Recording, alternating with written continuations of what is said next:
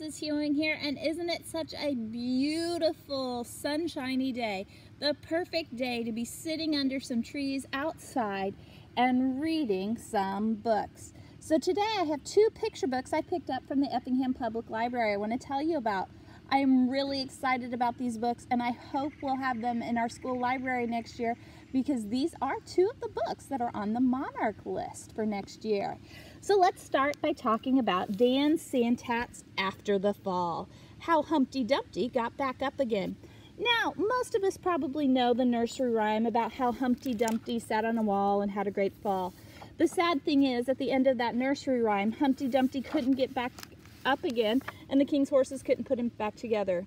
But in this book, we find out that the king's men did manage to get Humpty put back together again.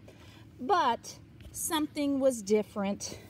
Poor Humpty, from that day forward, was afraid of heights. And there were so many things he missed out on because he was afraid of heights. Now, this is a story about how Humpty Dumpty tries to overcome that fear of heights and how he decides to get back up again, and eventually he does climb that wall. Now, there is a beautiful ending to the story, but I cannot spoil it for you guys. You're going to have to read this and find out what happens when Humpty Dumpty decides to be brave enough to climb again. Now, the second book I want to talk to you about is really kind of a funny one. It is called Bob, Not Bob, written by Liz Garton Scanlon and Audrey Vernick. The pictures are by Matthew Cordell.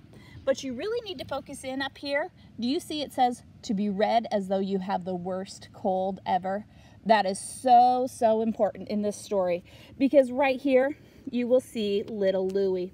Now, the problem with poor little Louie is he has a cold. He's laying in bed and he's miserable. He doesn't want to play. He doesn't want to do any of his usual favorite things. The only thing he really wants is his mom.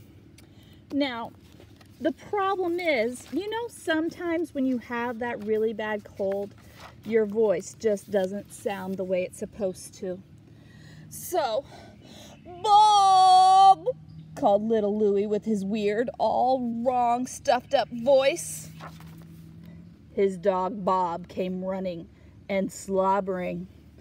No, I want my Bob, not Bob. Bob, Bob, Bob. Bob didn't know what to say to that. So in this story, poor little Louie is crying for his Bob, his mom, and the only one who comes to answer is Bob. Well, I hope you have fun this summer and keep reading, and remember, check out these two books. Head to the public library. We'll see you in the fall when school starts. Bye, everyone.